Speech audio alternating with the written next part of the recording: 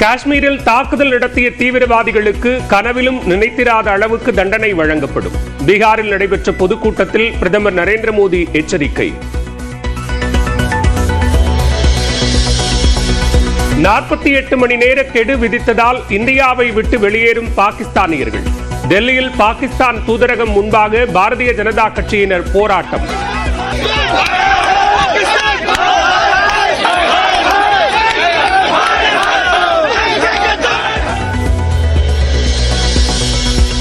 பாகிஸ்தான் அரசின் எக்ஸல பக்கம் இந்தியாவில் முடக்கம். காஷ்மீரில் தீவிரவாதிகள் தாக்குதலை அடுத்து மத்திய அரசு நடவடிக்கை. காஷ்மீருக்கு சுற்றுலா சென்றிருந்த மேலும் 50 தமிழர்கள் பாதுகாப்பாக சென்னை திரும்பினர்.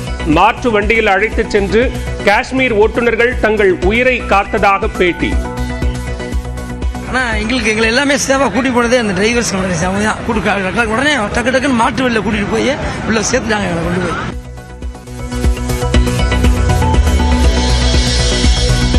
தஞ்சாவூரில் ராசா மிராசுதார் அரசு மருத்துவமனையின் மகப்பேறு வார்டில் தீ. 50க்கும் மேற்பட்ட கர்ப்பிணிகள், தாய்மார்கள், குழந்தைகள் பத்திரமாக மீட்பு.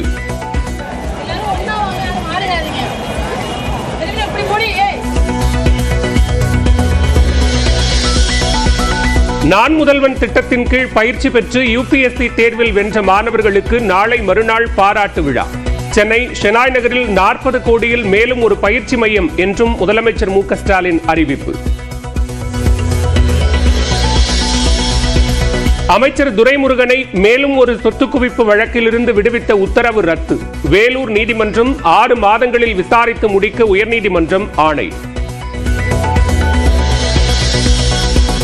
சைவம் வைணவம் குறித்து ஆபாசமாக பேசிய பொன்முடியை பதவி நீக்கம் செய்ய கோரும் வழக்கு. தமிழ்நாடு அரசு பதிலளிக்க உயர்நீதிமன்றம் ஆணை. அடுத்த 5 நாட்களுக்கு அதிகபட்ச வெப்பநிலை 3 டிகிரி செல்சியஸ் வரை அதிகரிக்கும். வானிலை ஆய்வு மையம் கணிப்பு.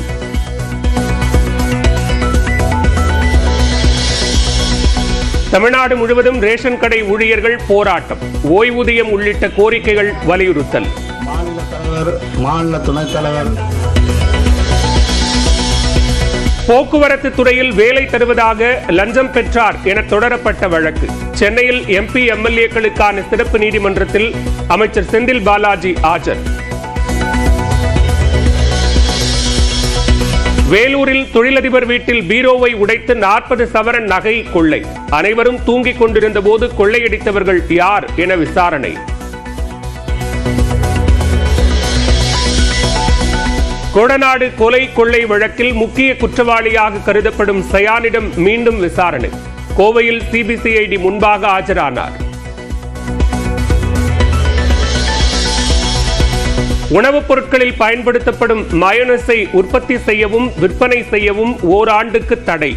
பாக்டீரியாக்களால் நோய் பரவ வாய்ப்புள்ளதால் தமிழ்நாடு அரசு அதிரடி நடவடிக்கை. இந்திய கிரிக்கெட் அணியின் தலைமை பயிற்சியாளர் கௌதம் கம்பீருக்கு கொலை மிரட்டல். மின்னஞ்சல் மூலம் வந்த மிரட்டல் குறித்து டெல்லி காவல்துறை விசாரணை. போப் பிரான்சிஸ் உடலுக்கு பொதுமக்கள் 2வது நாளாக அஞ்சலி. 4 மணி நேரம் காத்திருந்து மரியாதை.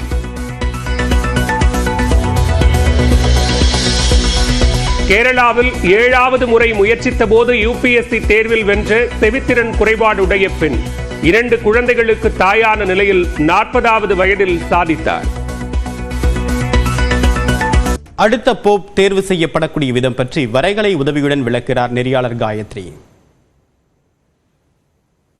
போப் பிரான்சிஸினுடைய மறைவை தொடர்ந்து அடுத்த போப்பாக யார் தேர்வு செய்யப்பட வாய்ப்பு இருக்கு அப்படிங்கிறதுக்கான பட்டியல் வெளியாக இருக்கு. இந்த பட்டியலில் யார் யாரெல்லாம் இடம்பெற்று இருக்காங்க, இந்த தேர்வு எப்படி நடைபெறும் அப்படின்னு பார்க்கலாம்.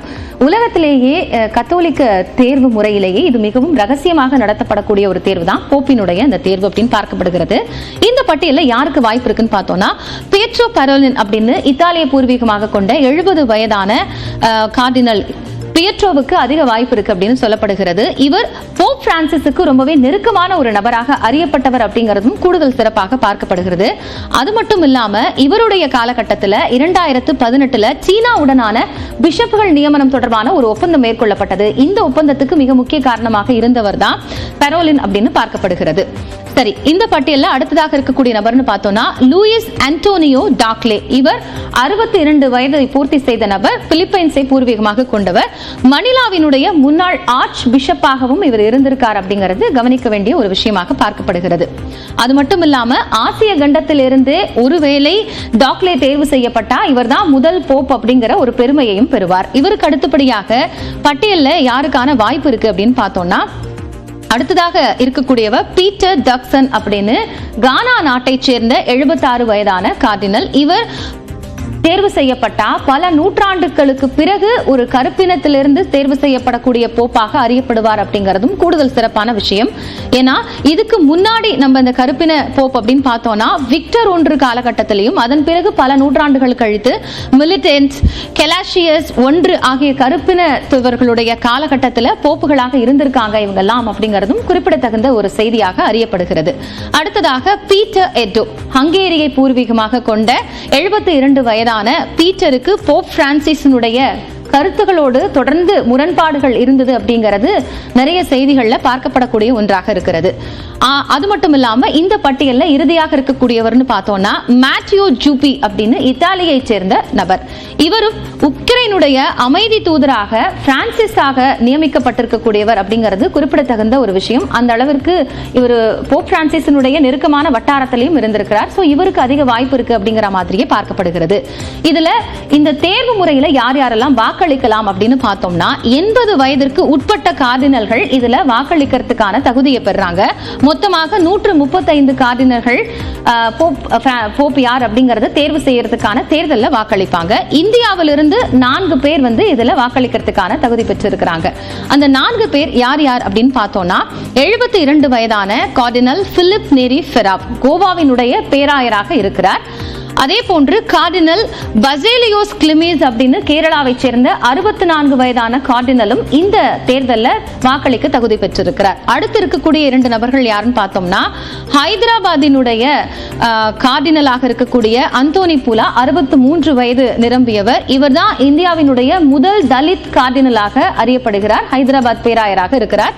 அதே போன்று கார்டினல் ஜார்ஜ் ஜேக்கப் குவக்காடு கேரளாவை சேர்ந்தவர், கேரள பேராயராக இருக்கிறார். 51 வயதை பூர்த்தி செய்திருக்கக்கூடிய இந்த கார்டினலுக்கும் போப் தேர்வில் வாக்களிக்கிறதுக்கான அந்த தகுதி என்பது கிடைத்திருக்கிறது. சோ இந்த அடிப்படையில் பார்க்கும் பொழுது இந்த பட்டியலில் யாருக்கான வாய்ப்பு இருக்கும், யார் போப்பாக தேர்வு செய்யப்படுவார்கள் என்பதை பொறுத்திருந்து பார்க்கலாம். டாஸ்மாக் நிறுவனத்தின் பெண் அதிகாரிகள் மற்றும் ஊழியர்களை கேடயமாக பயன்படுத்தி அமலாக்கத்துறை விசாரணையை தடுக்க தமிழக அரசு முயல்வதாக சென்னை உயர்நீதிமன்றம் அதிருப்தி தெரிவித்துள்ளது. அமலாக்கத்துறை சட்டப்படி தொடர்ந்து விசாரிக்க அனுமதி அளித்தும் நீதிபதிகள் உத்தரவிட்டுள்ளனர்.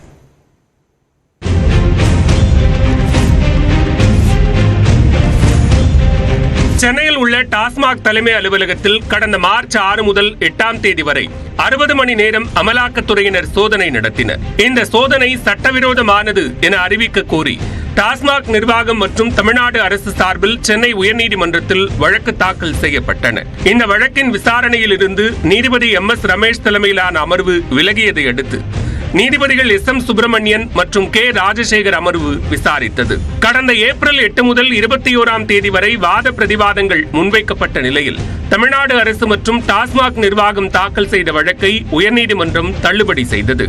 இது தொடர்பாக நீதிமன்றம் பிறப்பித்த உத்தரவில் கடந்த 2017 முதல் 2024ஆம் ஆண்டு வரை பதிவு செய்யப்பட்ட 41 முதல் தகவல் அறிக்கைகள் அடிப்படையில் சோதனை நடத்தப்பட்டதாக நீதிமன்றம் குறிப்பிட்டுள்ளது.